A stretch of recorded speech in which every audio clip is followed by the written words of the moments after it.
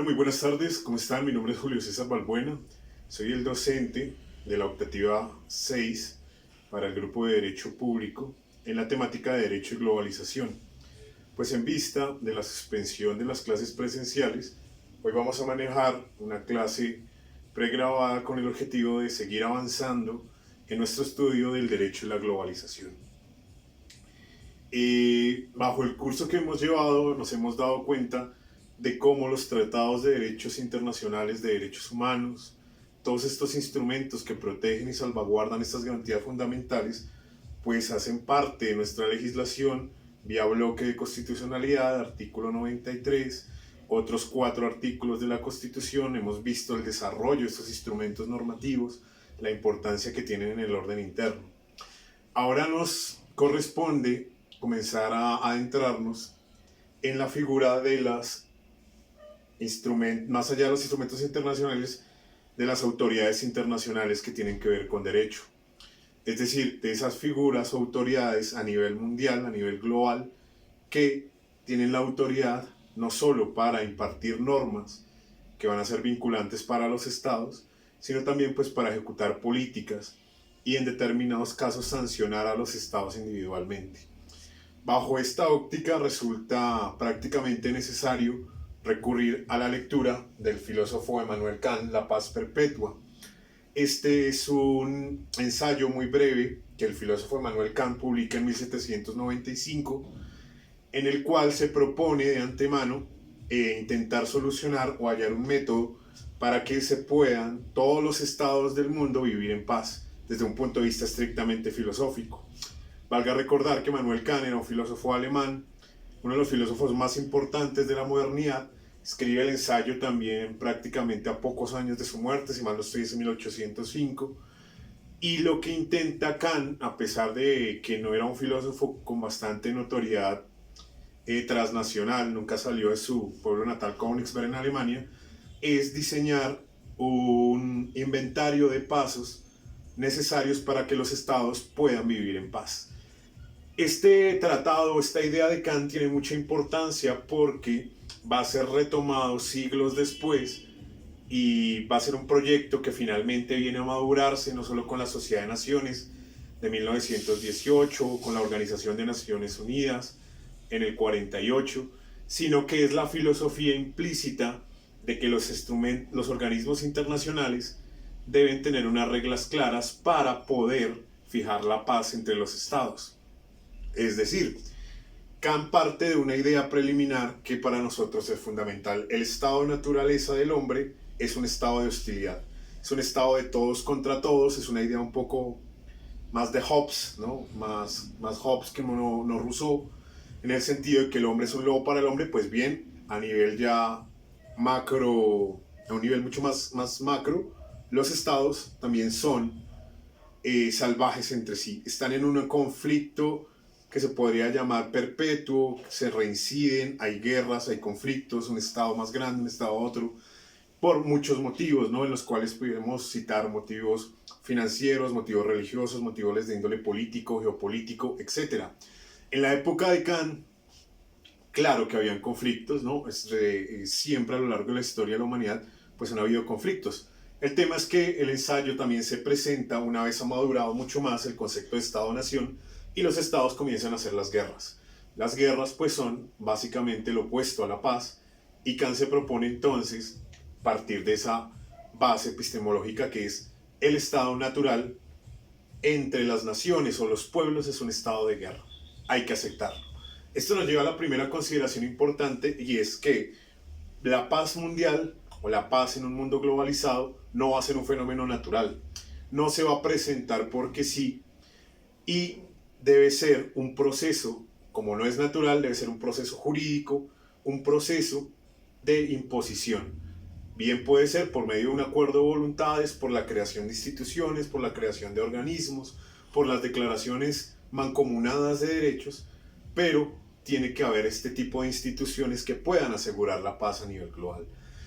Entonces, el ensayo de Kant nos va a llevar a repensar que si bien todos los estados van a estar en una perpetua guerra, porque su estado natural los orienta hacia la guerra por diferentes intereses, debemos pues intentar crear la paz perpetua partiendo de la base de que el conflicto siempre va a estar. Entonces debe ser una idea impuesta, no va a ser una idea natural, no va a ser un descubrimiento científico, sino una idea motivada por cientos de procesos que pueden ser, claro, interpartes, pero que merecen la creación de organismos supranacionales que logren asegurar la paz. El texto incide directamente en nuestra materia porque va a ser la primera declaración de la creación de organismos de talante internacional para asegurar la paz, filosófica, y que va a tener mucha repercusión en la creación de organismos internacionales. En el texto que vamos a encontrar 6 ideas preliminares que Kant considera básicas para poder establecer esta paz perpetua, ¿no? El objetivo, claro, es una envergadura muy grande lo que se propone Kant por medio de un tratado, un escrito pequeño, un ensayo filosófico, lograr dar las bases de la paz perpetua, pero vamos a darnos cuenta que esos cimientos son necesarios en cualquier organismo internacional o en cualquier acuerdo internacional para asegurar la paz entre las naciones, más aún en nuestro mundo globalizado, pues en el cual traspasa por mucho el contexto del artículo, pero que sin embargo sus ideas se mantienen vigentes. Vamos por eso, entonces, la primera idea que Kant propone, o idea preliminar que necesita de inmediatamente imponerse, es la prohibición de tratados de paz secretos. Es decir, que la paz no esté ocultando o no se haga simplemente por una renuncia a la guerra. La paz debe ser un ideal que deben buscar todas las naciones con el propósito, pues, de mantener la vigencia de los derechos de sus ciudadanos, de mantener el fortalecimiento de las naciones y sobre todo por el respeto de la misma dignidad humana, ¿no? La paz no debe ser, y esto puede sonar un poco más tergiversado, no se debe ver como una condición impuesta, sino se debe ver como un fin en sí mismo, ¿no? De hecho, Kant es muy famoso en temas de ética por ese tema de que el ser humano no es un medio para nadie, sino un fin en sí mismo. Pues haciendo la analogía respectiva, tenemos que la paz debe ser un valor en el cual todos los estados busquen de por sí y no por cuestiones impuestas, ¿no? No debemos hacer la paz en secreto para hacerle la guerra a otro estado. La paz debe ser un propósito multilateral y un propósito, pues, de primera cabecera para los estados. Básicamente es lo que nos quiere decir Kant con esta idea preliminar. En la actualidad, evidentemente, muchas constituciones de la mayoría de los estados, por lo menos occidentales, pues consideran que la paz es primordial para el aseguramiento de garantías y derechos, tanto colectivos, sociales, culturales, fundamentales, etc. Entonces, más o menos ha tenido hincapié en la idea, pues, de que la paz es fundante para un Estado. La paz no es un producto residual o una idea subsidiaria cuando un Estado no puede hacer la guerra. La paz es un fin en sí mismo, ¿no? La segunda idea preliminar de Kant es imposibilidad de ceder o vender los estados. Kant, consciente de que los estados o los pueblos se van a comportar, haciendo la analogía a pequeños rasgos, como una sociedad natural, pues cada quien es responsable de sí mismo. Los estados tienen la capacidad de autodeterminarse por sus propias instituciones, sus propias normas, sus propias constituciones, y para eso entonces es completamente necesario que los estados no negocien con sus otros estados. Es decir, por medio de la guerra, en los tiempos de Kant podía suceder este tema de que un estado cediera a otro, vendiera a otro, fragmentara a otro estado. Kant dice que esta posibilidad para una paz perpetua es impensable, se debe abrogar completamente, y para ello debe verse a cada estado como independiente, como un pueblo independiente que ha decidido gobernarse por sus propias instituciones, sus propias leyes, sus propias costumbres. Y de esta manera, pues, los estados iban a poder entrar en un diálogo multilateral para conformar estas instituciones a nivel internacional que aseguren la paz perpetua.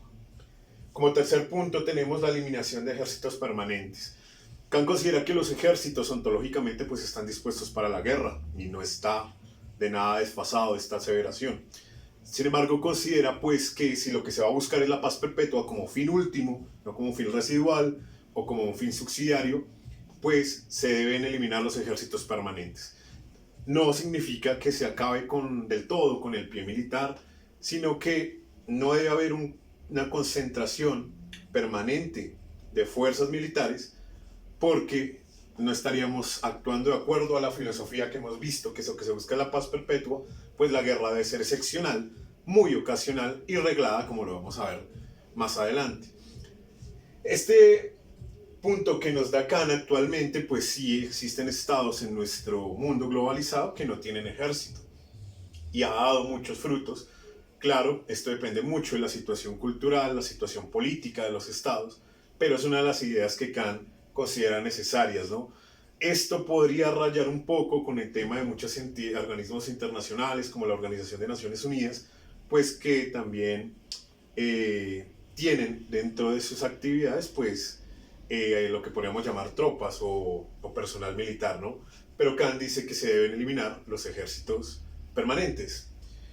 La cuarta idea que nos da Kant es separación de la vida pública y política. Yo creo que este sí es uno de los requisitos que actualmente en nuestro estado, en nuestro mundo globalizado, está totalmente decantado. Pues, sin duda, gracias a la paz perpetua, los organismos internacionales han separado estos dos ámbitos de la deuda y la política, por lo menos preliminarmente, ¿no? Las críticas las dejaremos para después. La quinta tesis es la no injerencia de la política de un estado a otro. Bajo el resorte kantiano, si tenemos pues que cada estado como sujeto individual de derechos autodeterminado, libre, y otro también, otro estado, pues no debe haber ese tipo de injerencias con el fin de no malograr el derecho a cada estado de autodeterminarse. Sí, Kant es muy claro que para que haya paz perpetua en el mundo globalizado, pues un estado no puede tener políticas de injerencia en otro. Creo que esta condición actualmente es una de las que menos se cumple, evidentemente, porque la globalización hace que muchas veces esa injerencia, más que sea voluntaria, resulta necesaria o incontrolable. ¿Por qué? En un mundo globalizado, como ya lo vimos en sesiones anteriores con el tema del libre comercio, pues los intereses económicos directa o indirectamente van a incidir en la injerencia de un Estado a otro. ¿Sí? Se está acabando un poco esta visión del Estado-nación independiente y en un mundo globalizado lleno de comunicaciones tan rápidas, de mercados tan rápidos, tan conectado, pues las injerencias se van a dar ya sea para bien o ya sea para mal. No toda injerencia, de pronto Kant no lo considero, es negativa, no pueden haber injerencias positivas en favor de los derechos humanos, tal vez en contra de la autodeterminación de los pueblos, tal vez en favor de políticas económicas, tal vez en contra de ideales nacionalistas, pero es una balanza que para nuestro curso debemos tener muy presentes que este punto, la no injerencia de la política de un Estado a otro, ¿no? Las sociedades o las autoridades internacionales pues están hechas precisamente para eso, ¿no? Para interferir, para ingerir en políticas de estados, nación, con el fin pues de salvaguardar los derechos humanos en crisis humanitarias, para proteger a los pueblos. Entonces, fíjense en acá que la no injerencia es de un estado a otro. Los organismos internacionales suponen que están es para eso mismo, pero no como un estado a otro, porque esto pues evidentemente va a traer conflicto y va a atentar con nuestro proyecto de paz perpetua. El sexto es que deben existir normas para la guerra. Kant se adelanta mucho a su tiempo con esto porque prácticamente siembra la semilla del derecho internacional humanitario, del jus in bello, en el sentido de que en la guerra no todo está permitido. Esta idea hoy puede parecernos a nosotros muy lógica, pero lo cierto es que para el tiempo en que se escribe el ensayo, pues está muy adelantada a su época. En serio se creía que la guerra era un estado que lo permitía todo, ¿no? El saqueo, la violación, la vulneración de derechos, etcétera, la destrucción del patrimonio cultural. Pero lo cierto es que Kant siembra la semilla de que la guerra, como un proceso humano, porque se tiene que aceptar que es un proceso humano, pues también debe estar regulado, ¿sí? Estas normas las vamos a estudiar en esta materia un poco más adelante, pero es muy importante tener en cuenta. Estas son las 6 ideas preliminares de Kant para la paz perpetua. Recordemos, la paz perpetua es el proyecto que va a fundamentar todos esos organismos internacionales, los cuales vamos a estudiar y están basados en una filosofía estrictamente kantiana. Esta pequeña exposición pues va a la mitad, la otra mitad vamos a complementarlo con una conferencia en línea que vamos a tener sobre las 3 ideas definitivas que propone Kant en el texto. por supuesto que les voy a hacer llegar el texto a todos ustedes. Gracias.